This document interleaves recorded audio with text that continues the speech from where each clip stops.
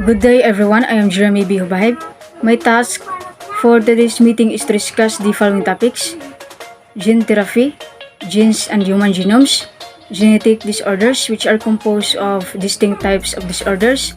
However, I was only assigned to discuss two of them, the single gene disorders and autosomal gene disorders. Gene therapy. Method of treating or preventing diseases by replacing, repairing, or returning on or off genes of a patient cell. The process includes the use of vectors, non-viral method, to move a DNA or genes to one cell or another. So, mao na siya mga pamaagi sa pag-repair sa mga disorders caused by the mutations of DNA in a particular gene. Genes and human genomes. Genome, complete set of the genes in a cell or organism. As illustrated here, which is the normal human karyotype, muna siya ang complete set sa gene, composed of 23 pairs of chromosomes, the total of 46 chromosomes. Ang 1 to 22 pairs of chromosomes are the non-sex chromosomes, which are called autosomes. Ug ang ika-23 nga chromosomes are the sex chromosomes, which are composed of X and X, which is female, and X and Y is male.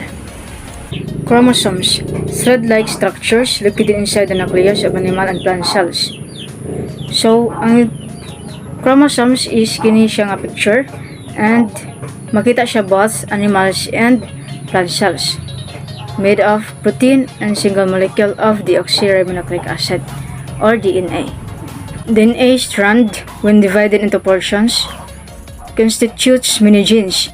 As what we can see sa picture, makita nato ang cell, nucleus, chromosomes, as well as the DNA. So, genetic disorders. Single gene disorder, caused by DNA changes or mutations in one particular gene, and often have predictable inheritance patterns. So, single gene disorders could easily identify kay it was a inheritance pattern that is caused by a particular gene nga ga-change or ga-alter. That is why diseases existed.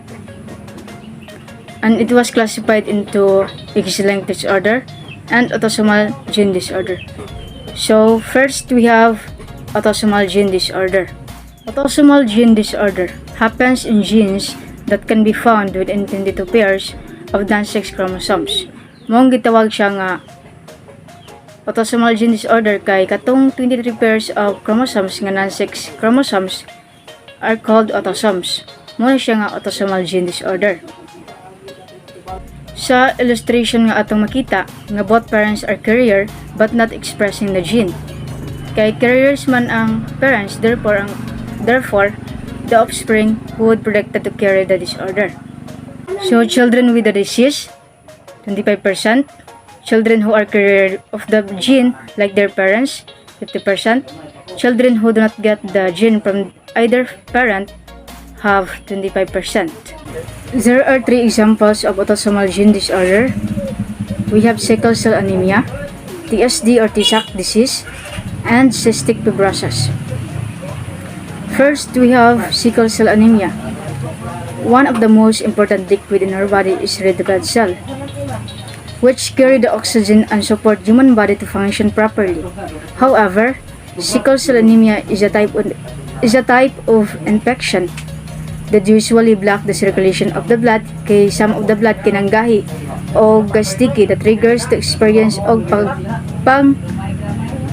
pagpanglipong and labad sa ulo sa person nga naa ani nga disorder.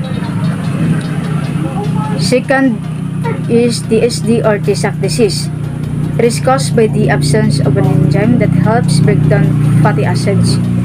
Because of mutations, there is toxicity level between the spinal cord and brain that affect the performance of the nerve cell. Ang person nga kasuffer ani nga disease kay usually imong istoryan kay dugay kasabot, tas di ka dungog-tungod kay affected iyang spinal cord nga agianan sa messages paingon sa brain, but ang brain affected sab. That is why maglisod sila og adapt sa mga informations nga atong gusto ipaabot sa ila. Third, we have cystic fibrosis. Ga-produce ni siya og mucus, sweets or digestive juices. Munang airway dira as illustration kay naay murag lapok. Maong naro na ang agianan sa hangin because of mucus compared to the other one nga healthy kaayo ang agianan sa hangin. Ang person nga naani nga disease usually wala katubo tas hinay mo gain og timbang og gaka-experience og diarrhea. So good day, I am Ken Patrick Alagno from Base A2I. So my report is about different genetic disorder. So number 1, X-linked disorder. So X-linked disorder is originated from genes of 6 chromosome. So pan siya na siya hemophilia. Then the second one is chromosomal disorder. So chromosomal disorder might be an excess of deficiency of the whole chromosome and chromosomal re-engagement and continuous Gini syndrome. So a set of chromosomes as seen under a microscope is known as karyotype. So na siya kanang naikalayan ng uban ng mga chromosomes. Then the third one is Klinefelter syndrome. Klinefelter syndrome is born with an extra X chromosome. So na siya extra nga X instead of XY. Ang sa iya is XXY. So na siya extra nga X chromosome. So number 4, Turner syndrome. So Turner syndrome, 1 to 5,000 females ang iyang kakaapektuhan. So genital genesis, disappearance of eggs, and sexual immaturity. The fifth one is Down syndrome. Down syndrome occurs because of the extra copy of chromosome 21, which can cause by the body and brain to develop different than a child. Then with the syndrome, so the Down syndrome is the common genetic birth defect. So common siya nga nga syndrome. Then the other one is Patua syndrome. Patua syndrome is caused by having an additional copy of chromosome 13 in some of all the body cells.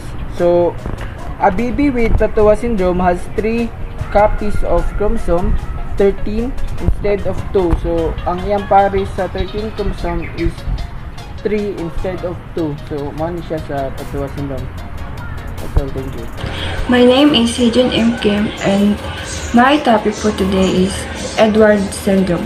Edwards syndrome caused by presence of all or 18 part of extra 18 chromosomes. So Edwards syndrome is marked by low birth weight and certain abnormal features. It includes a small abnormally shaped head, a small jaw, a mouth clenched fast with overlapping fingers, heart, lung, kidney, intestine, and stomach defects. There are 2 characteristics of Edwards syndrome. It is low set ears, internal organs to forming or functioning differently, and issues with cognitive development. In other terms, it's intellectual disabilities. Multifactorial inheritance. Caused by a combination of environmental factors and mutation in multiple genes. It also called a complex or polygenic inheritance. Multifactorial inheritance is when more than one factor causes a trait or health problem such as birth defect or chronic illness. The main factor is genes, but the cause include other factors that aren't genes such as nutrition and lifestyle. There are other also high blood pressure, Alzheimer's disease, arthritis, diabetes, cancer, obesity, heart disease, and asthma. Somatic gene therapy is used to cure a disease only in the patient, not a patient descendants.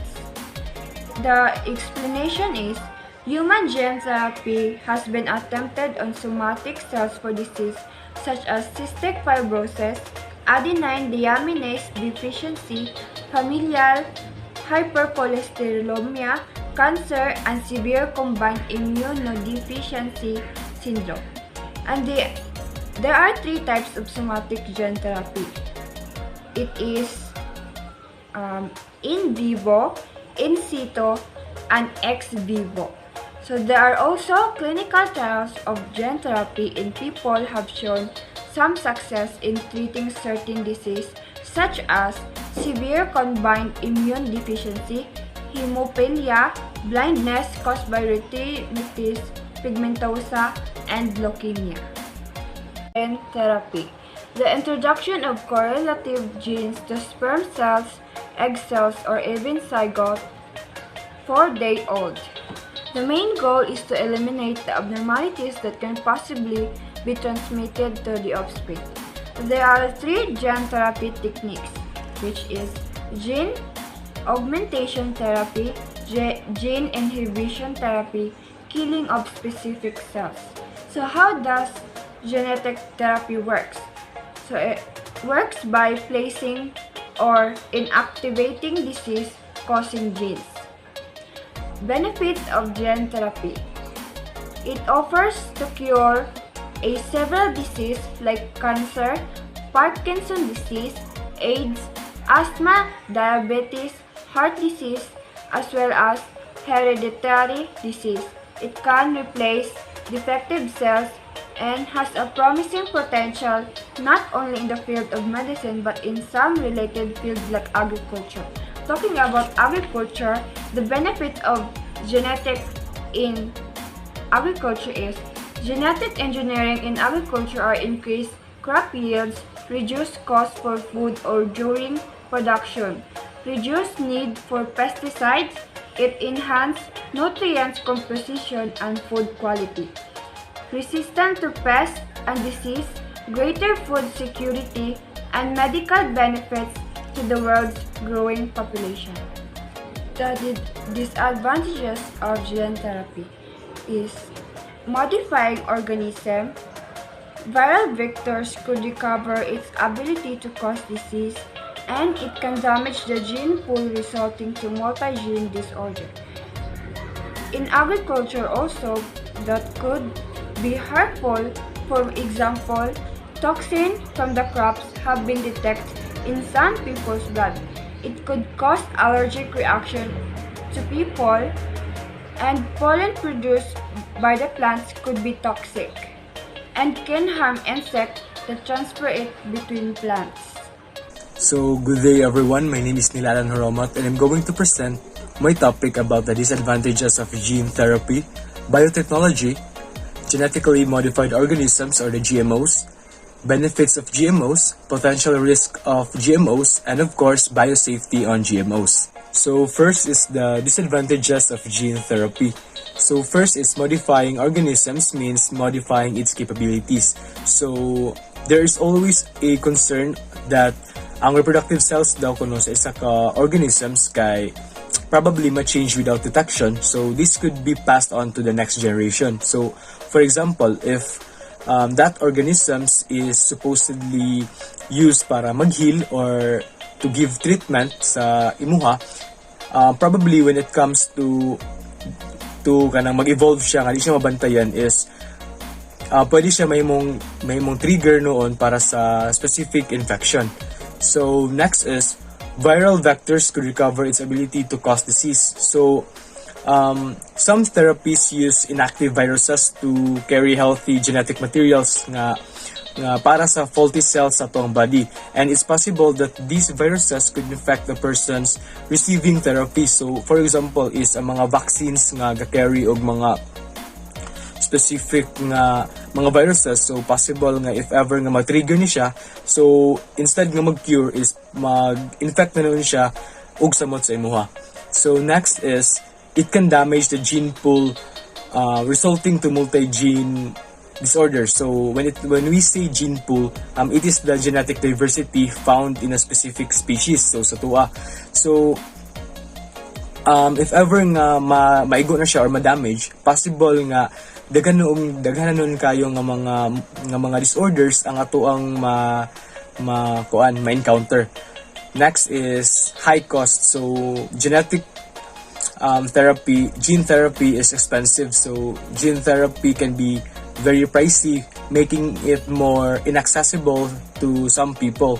So only those nga mga kwartahan ang maka-gain og experience ani nga gene therapy. So next is ethical issues. So there are some peoples nga naay mga ethical issues with gene therapy.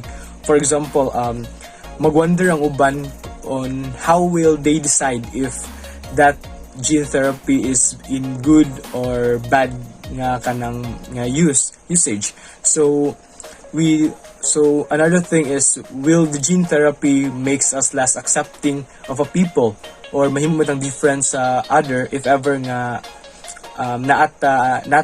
nag-agita og gene therapy. So next is biotechnology. The use of biological systems, living organisms or derivatives thereof to make or modify products or process for a specific use.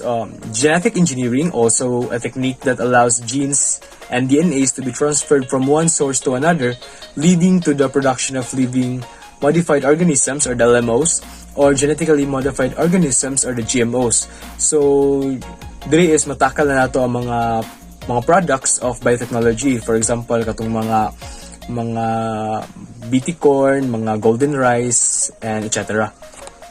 So next is the genetically modified organisms or the GMOs. So plants, animals, microorganisms or other organisms whose genetic makeup has been modified using recombinant DNA methods. So for examples, BT corn. So BT corn is enhanced through biotechnological processes to protect against insect pests. So it has built-in insect protection, which is called Bacillus thuringiensis or BT. So next is, for example, is the GM papaya. So genetically modified papaya is resistant, virus-resistant papaya nga grown sa Hawaii and also in China.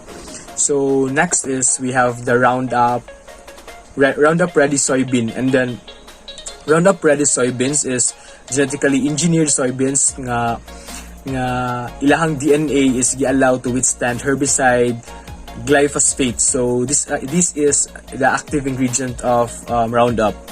Then next is we also have the golden rice. So golden rice is genetically modified to produce beta carotene, and then this beta carotene is not normally present in rice, and then beta carotene is converted into vitamin A when metabolized by a human body. So next is we also have the Arctic apple. So this Arctic apple is primary biotechnologically made apple, which is to prevent browning sa apple. So for example, if makat ng apple in half, so mag-brown siya usually. And then in Arctic apple is dili siya mag-occur ang browning. And then next is we also have the GM salmons. So GM salmons is it regulates growth hormones in Pacific Chinook salmons and its promoter. So next is the benefits of GMOs. So the benefits of GMOs includes higher efficiency in farming, increase in harvest, control in fertility, increase in food processing, improve of desirable characteristics, nutritional and pharmaceutical enhancements. So when we say benefits of GMOs in general, it is because since process na siya, so katong nga mga benefits is automatically nga ma-found din mo dito sa GMOs. Like for example, as what I've said earlier, katong higher efficiency in farming. So for example, in BT corn, so di ba kay kuha na siya, insect repellent na siya, insect tolerant na siya nga corn. So because of this characteristic, so ang kato din siya nga specific corn kay magproduce siya higher yield compared to kanang the other. So next is the potential risk of GMOs. So number one, inadequate studies on the effects of GMOs to humans and environment. No, second is we have to promote mutation in organisms, which the longer term effects is still unknown. And then number three, human consumptions might have the following effects: more allergic reactions, then we have gene mutation, antibiotic resistance, and change in nutritional values. So for example is kaning antibiotic resistance. So if ever nga for example a specific disease kay imuhang tambalan using GMO, so probably kani nga disease will eventually nga mag-evolve para ma-resist ang specific nga medication or antibiotic para sa iyaha. So lastly, we have the biosafety on GMOs. So Codex Alimentarius Commission, or the Codex, is responsible for the development of standards, codes of practices, guidelines, and recommendations on safety, which has developed the principles of human health risk analysis of GM food products. So kaning codex is mo ni siya ang katong ga make og guidelines and recommendations para, for example, unsay proper nga rate of consumption sa isa ka GM products. Next is we have the Cartagena Protocol on Biosafety. So it is an international environmental treaty that regulates the transboundary movement of LMOs, or the living modified organisms. So next is we have the International Trade Agreement on labeling of GM foods and food products. So it is an agreement that requires exporters of GM food and food products to label their products and give rights to importing parties to reject or accept GM products. So consumers have the right to know and the freedom of choose. So kaning siyang international trade agreement on labeling food and food products is mo ni siya ang katong, for example, if a specific product is GMO man siya, so allowed ta as a consumer to identify what specific contents ang naadri nga GM products. So para allow pud ta, and also we are allowed to reject or accept ang kaninga mga specific products na genetically modified na daan. So that's all, and thank you.